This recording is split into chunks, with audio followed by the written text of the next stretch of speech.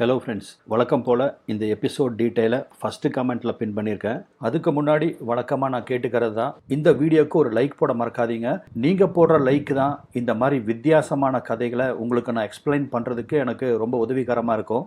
சரி, இப்போ இந்த எபிசோட் பார்க்க ஆரம்பிச்சிருங்க. இன்றைக்கி நாம் பார்க்க போகிற கதை ஆரம்பத்தில் பார்த்தா சாதாரண ஒரு மூவி நைட் மாதிரி தான் இருக்கும். ஆனால் அங்கே நடக்கிற விஷயங்களே வேறு.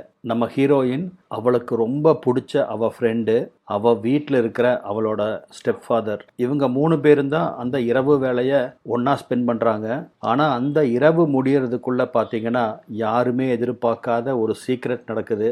அதுவும் தன்னுடைய க்ரஷ்ஷு, யாரு, நம்ம ஹீரோயினோட க்ரஷ்ஷு அவள் ஃப்ரெண்டு, அதுவும் தன்னோட க்ரஷ்ஷு தன்னோட ஃப்ரெண்டை தன்னிடமிருந்து இன்னொருத்தர் பறிச்சுக்க போகிறாங்க அப்படிங்கிறது அந்த பொண்ணுக்கு தெரியாமையே போயிடுது. அப்படி அந்த இரவில் உண்மையில் என்ன நடந்துச்சு, அதுதான் இன்னைக்கு நம்ம பார்க்க போகிற இந்த கதையோட மைய கருத்து. இந்த கதையில் முக்கியமாக 3 கேரக்டர் இருக்காங்க. முதல்ல ஏனா ஒரு அழகான பொண்ணு. அவள் வாழ்க்கையில் பெய்லி தான் அவளுக்கு எல்லாமே. அவளுக்கு பெய்லி ஒரு சாதாரண ஃப்ரெண்டு கிடையாது. ரொம்ப வருஷமாகவே ஏனாக்கு பெய்லி மேலே ஒரு க்ரஷ் இருக்குது. அவள் மேலே ஒரு தீராத அட்ராக்ஷன் வச்சுக்கோங்களேன். அதனால் பெய்லி தன்னோட வீட்டுக்கு வரும்போதெல்லாம் ஏனா ரொம்ப ஹாப்பி ஆயிடுவா. இதில் இன்னொரு முக்கியமான கேரக்டரு ஜேக்கு யாருன்னா நம்ம ஹீரோயின் ஏனாவோட ஸ்டெப் ஃபாதர். அந்த வீட்லேயே இருக்கிற ஒரு ரெஸ்பான்சிபிளான ஆள் யாருன்னு பார்த்தீங்கன்னா ஜேக்கு தான். 3வது கேரக்டர் நம்ம ஹீரோயினோட க்ரஷ்ஷு பெய்லி தான் இந்த கதையவே வேற ஒரு டைரக்ஷனுக்கு கொண்டு போகிற கேரக்டரு. ஏனாக்கு பெய்லி மேலே ஒரு விதமான ஃபீலிங் இருக்குது, நான் ஏற்கனவே சொல்லிட்டேன். இந்த பெய்லிக்கும் ஏனா மேலே ஒரு அட்ராக்ஷன் இருக்குது. ஆனால் இன்னைக்கு பெய்லியோட கவனம் கொஞ்சம் கொஞ்சமாக வேற ஒரு பக்கம் திரும்ப ஆரம்பிக்குது. அப்படிப்பட்ட ஒரு சூழ்நிலையில தான் இன்னைக்கு ஏனாவும் பெய்லியும் வீட்டில் ஒன்றா டைமை ஸ்பெண்ட் பண்ணுறாங்க. 2 பேரும் ஒரு மூவி பார்த்துட்டு ஸ்நாக்ஸு சாப்பிட்டுட்டு சாதாரணமாக பேசிட்டு அந்த ஈவினிங் ரொம்ப கேஷுவலாக போயிட்டுருக்கு.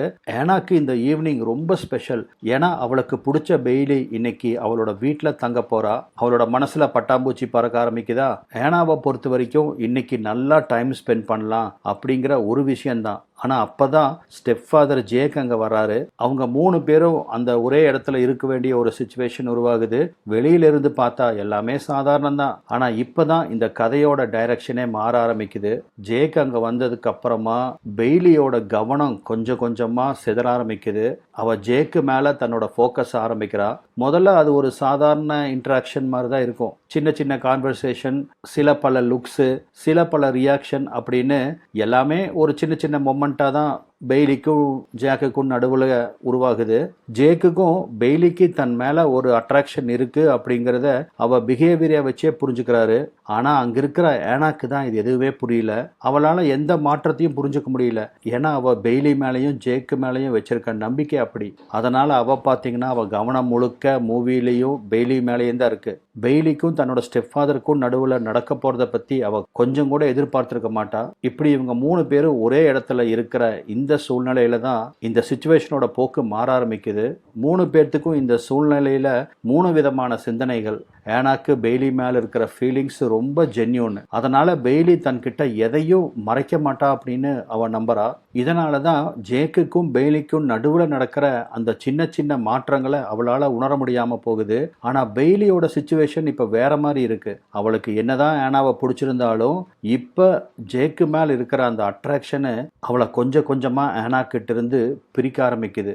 ஜேக்குக்கு பெய்லிக்கு தன் மேலே ஒரு இன்ட்ரெஸ்ட் இருக்குது அப்படிங்கிறது நல்லாவே புரியுது.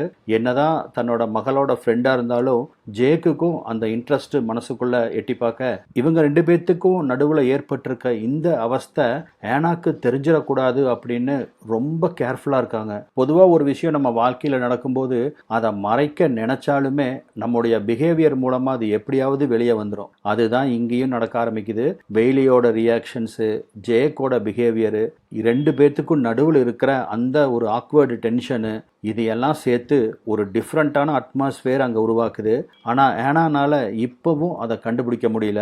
அவளை பொறுத்த வரைக்கும் அந்த நைட்டு ஒரு ஹாப்பி ஈவினிங். அவளுக்கு பிடிச்ச பெய்லி அவள் கூட இருக்கா. அதுவும் அதனால் அவள் ரொம்ப கம்ஃபர்டபுளாக இருக்கா. ஆனால் நமக்கு இங்கே ஏதோ நடக்க போகுது அப்படிங்கிறது மட்டும் தெளிவாக தெரியுது.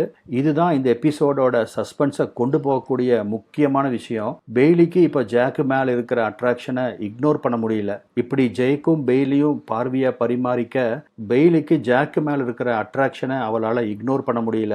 ஏனோ தெரியல, அவளுக்கு ஜாக்கை ரொம்ப பிடிக்குது. அவன் கூட நெருக்கமாக டைம் ஸ்பெண்ட் பண்ணணும்னு நினைக்கிறா. ஒரு பக்கம் ஆனா, இன்னொரு பக்கம் ஜேக்கு. அதுவும் ஆனாவோட வீட்லேயே இப்படி ஒரு காம்ப்ளிகேட் சுச்சுவேஷன் உருவாகுது. இதனால் பெய்லி ரொம்ப காம்ப்ளிகேட்டடாக ஃபீல் பண்ண ஆரம்பிக்கிறா. ஜாக்குக்கும் பெய்லி மேலே விருப்பம் இருக்குது. இங்கே 3 பேர்த்துக்கும் நடுவில் இருக்கிற இந்த டென்ஷனும் புரியுது. ஆனால் ஜாக்கும் பெய்லியும் எடுக்க போகிற அந்த முடிவை ஆனா தெரிஞ்சுக்கிட்டா அவளோட ஃபீலிங்ஸ் மட்டும் இல்லை, அவளுடைய நம்பிக்கையும் பாதிக்கப்படும். அதனால் இந்த இடத்துல இருந்து இந்த கதை ஒரு அட்ராக்ஷனையும் தாண்டி நம்பிக்கை துரோகம் பற்றின கதையாக மாற ஆரம்பிக்குது. பல சம்பவங்கள் அங்கே நடந்தேறுது. இப்படி நேரம் போக போக ஆனாவுக்கு சில விஷயங்கள் ரொம்ப அன்யூஷுவலாக தெரிய ஆரம்பிக்குது. முதல்ல அது ஒரு சின்ன சந்தேகமாக ஆரம்பிச்சு, அப்புறமா ஏன் பெய்லி இப்படி பிஹேவ் பண்ணுறா, ஏன்னா நார்மலாக பெய்லி இப்படி இருக்க மாட்டா, அவள் எப்படி இருப்பான்னு எனக்கு நல்லா தெரியும். அதே மாதிரி அவளோட ஸ்டெப் ஃபாதரான ஜேக்கும் வழக்கத்துக்கு மாறாக ரொம்ப டிஃப்ரெண்ட்டாக இன்னைக்கு ரியாக்ட் பண்ணுறாரு. ஏன் இவங்க 2 பேரும் இப்படி ரியாக்ட் பண்ணுறாங்க அப்படிங்கிறத யோசனை பண்ண ஆனாவுக்கு இங்கே ஏதோ நடந்திருக்கு அப்படிங்கிறது மட்டும் புரியுது. ஆனால் அவள் மனசு அதை ஏற்றுக்க தயாராக இல்லை. ஏன்னா பொதுவாக நம்ம யாராவது ஒருத்தரை நம்பினோம்னா அவங்க மேலே நம்மளுக்கு சந்தேகமே வராது. அதுவும் நம்மளோட பெஸ்ட்டு ஃப்ரெண்டும் தன்னோட பெஸ்ட்டு ஸ்டெப் ஃபாதரையும் பற்றி தப்பாக நினைக்கிறதுக்கு அவள் மனசு இடம் கொடுக்கல. இதனால் ஆனாக்கு அங்கே உண்மையாக என்ன நடக்குது அப்படிங்கிறத கண்டுபிடிக்க முடியல.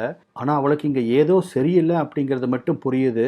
எப்போ அவளுக்கு இந்த உண்மை புரிஞ்சுதோ அப்போ இங்கே சுச்சுவேஷன் கொஞ்சம் காம்ப்ளிகேட்டாக மாறுது. அப்போ தான் சில சம்பவங்களை வச்சு எந்த விஷயத்த பெய்லியும் ஜேக்கும் தன் கிட்டேருந்து மறைக்க முற்பட்டாங்களோ அதை ஆனா பார்த்துட்றா. இங்கே நடந்ததை பார்த்து அவளால் நம்பவே முடியல. ஏன்னா அவள் எதிர்பார்க்காத 2 பேர் இந்த மாதிரியான ஒரு சுச்சுவேஷனில் இருப்பாங்க அப்படின்னு அவள் நினச்சும் கூட பார்க்கல. ஏன்னா ஒருத்தர் அவளுக்கு ரொம்ப பிடிச்ச பெய்லி, இன்னொருத்தர் அவளுடைய ஸ்டெப் ஃபாதர் ஜேக்கு. இவங்க 2 பேரும் இப்படி ஒரு தவறை செய்வாங்கன்னு அவள் கனவுலையும் கூட நினச்சி பார்க்கல. இந்த உண்மையை தெரிஞ்சுக்கிட்ட ஆனாவுக்கு மிகப்பெரிய ஷாக்கு. இதனால் ஆனாவுக்கு கோபப்படுறதா, அழுகிறதா, அல்லது இங்கே நடந்ததை இக்னோர் பண்ணிக்கிறதா அப்படிங்கிறது அவளுக்கே புரியல. இந்த நேரத்தில் தான் பல எமோஷன் அவளுக்குள்ள வந்து போகுது.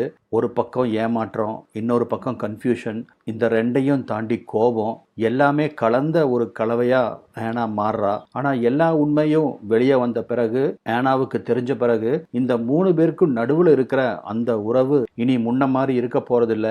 ஆனாவுக்கு பெய்லி மேலே இருந்த நம்பிக்கை பாதிக்கப்படுது.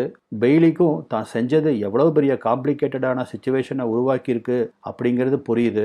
ஜேக்குக்கும் தான் நடந்துகிட்டதோட இம்பேக்ட் என்னங்கிறது புரியுது. இந்த இடத்துல ஒருத்தர் மேல ஒருத்தருக்கு இருக்கிற ஃபீலிங்ஸை விட இந்த ஃபீலிங்ஸ் மற்றவங்களோட வாழ்க்கையை எப்படி பாதிக்குது அப்படிங்கிறத அவங்க 2 பேரும் புரிஞ்சுக்க தவறிடுறாங்க. பொதுவாக ஒரு தவறு ஆரம்பத்தில் சின்னதாக தோணலாம். ஆனால் அந்த தவறு மற்றவங்களுக்கு தெரியும் போது அது அவங்களோட ரிலேஷன்ஷிப்பவே உடைச்சிரும். இப்போ இந்த கதையோட கிளைமாக்ஸில் ஆனா நடந்த விஷயத்தை எதிர்கொள்ள வேண்டிய சுச்சுவேஷனுக்கு வர்றா. பெய்லி தன்னோட ஃபீலிங்ஸை மறைக்க முடியாத நிலைமையில இருக்கா. ஜேக்குக்கும் இந்த சுச்சுவேஷனை அவாய்ட் பண்ண முடியாத நிலைமை. 3 பேருமே அவங்களோட எமோஷனை ஃபேஸ் பண்ண வேண்டிய கட்டாயம் வருது.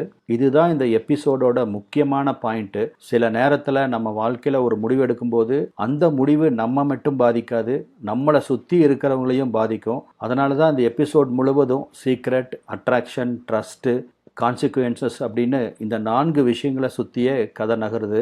அதனால் நட்பாக சந்தோஷமாக ஆரம்பித்த இந்த இரவு வேலை 3 பேர்த்துக்கு நடுவில் இருந்த உறவை உடைச்சு அவங்களுக்கு நடுவில் இருந்த நம்பிக்கையை தகர்க்குது. ஆனாவுக்கு ஒரு எதிர்பாராத உண்மை தெரியுது. பெய்லி தன்னோட ஃபீலிங்ஸை ஃபேஸ் பண்ண வேண்டிய நிலைக்கு தள்ளப்படுறா. ஜேக்குக்கும் தான் பண்ண துரோகத்தை சந்திக்க வேண்டிய நிலைமை வருது. இந்த இடத்துல இந்த எபிசோட் முடியுது. இந்த எபிசோடை இதுக்கு மேலே டீட்டெயிலாக நான் பேச முடியாது. அதனால் இதோட டீட்டெயிலை ஃபஸ்ட்டு கமெண்ட்டில் கொடுத்துருக்கேன். நீங்கள் அந்த வீடியோவை பதிவிறக்கம் பண்ணி பார்த்துக்குங்க. இந்த மாதிரியான வீடியோஸை மேலும் நீங்கள் பார்க்க ஆசைப்பட்டீங்கன்னா நம்ம சேனலை சப்ஸ்கிரைப் பண்ணிக்கோங்க. மீண்டும் ஒரு புதிய கதையோடு சந்திப்போம். நன்றி.